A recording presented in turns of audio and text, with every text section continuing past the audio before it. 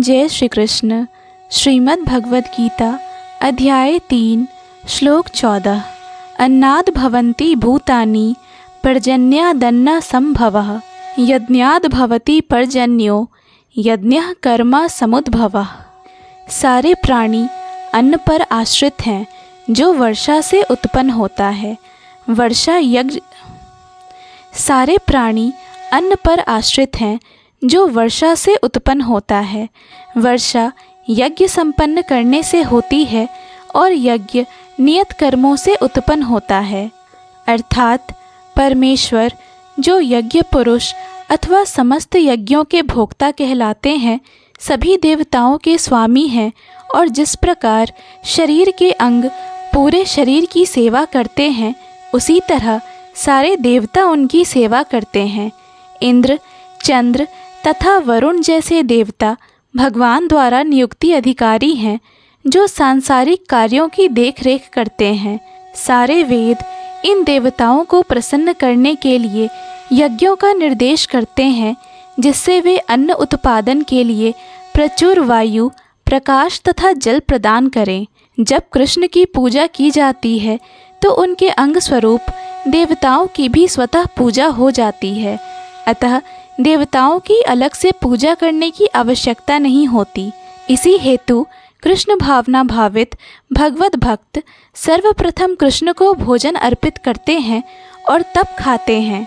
यह ऐसी विधि है जिससे शरीर का आध्यात्मिक पोषण होता है। ऐसा करने से न केवल शरीर के विगत पापमय कर्मफल नष्ट होते हैं, अपितु शरीर प्रकृति के समस्त कल्मशों से निरापद हो जाता है।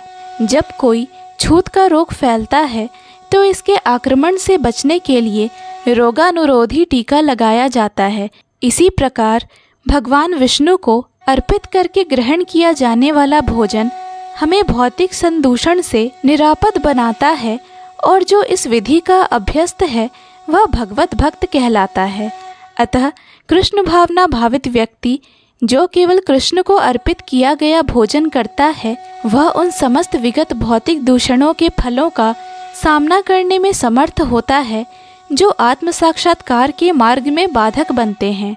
इसके विपरीत जो ऐसा नहीं करता, वह अपने पापपूर्ण कर्म को बढ़ाता रहता है, जिससे उसे सारे पाप फलों को भोगने के लिए अगला शरीर कोकरों सूकरों के समान मिलता है। यह भौतिक जगत नाना कल्मशों से पूर्ण है और जो भी भगवान के प्रसाद को ग्रहण करके उनसे निरापद हो लेता है, वह उनके आक्रमण से बच जाता है। किंतु जो ऐसा नहीं करता, वह कल्मश का लक्ष्य बनता है। अन्न अथवा शाक वास्तव में खाद्य हैं। मनुष्य विभिन्न प्रकार के अन्न, शाक, फल आदि खाते हैं, जबकि पशु इन पदार्थों के उच्छिष्ट को खाते हैं। जो मनुष्य मांस खाने के अभ्यस्त हैं, उन्हें भी शाक के उत्पादन पर निर्भर रहना पड़ता है, क्योंकि पशु शाक ही खाते हैं। अतएव हमें अंततोगत्वा खेतों के उत्पादन पर ही आश्रित रहना है, बड़ी बड़ी फैक्ट्रियों के उत्पादन पर नहीं। खेतों का यह उत्पादन आकाश से होने वाली प्रचुर वर्षा पर निर्भर करता है और ऐसी वर्षा इंद्र, सूर्य, चंद्र आदि देवताओं के द्वारा नियंत्रित होती है। ये देवता भगवान के दास हैं। भगवान को यज्ञों के द्वारा संतुष्ट रखा जा सकता है। अतः जो इन यज्ञों को संपन्न नहीं करता, उसे अभाव का सामना करना होगा। यही प्रकृति का नियम है। अतः भोजन के अभाव से बचने के लिए यज्ञ और विशेष रूप से इस युग के लिए संस्तुत संकीर्तन यज्ञ संपन्न करना चाहिए। जय श्री कृष्ण। पूर्ण भगवद गीता के श्लोकों को सुनने और समझने के लिए कृपया इस चैनल को सब्सक्राइब करें। वीडियो पसंद आया हो तो लाइक और शेयर करें।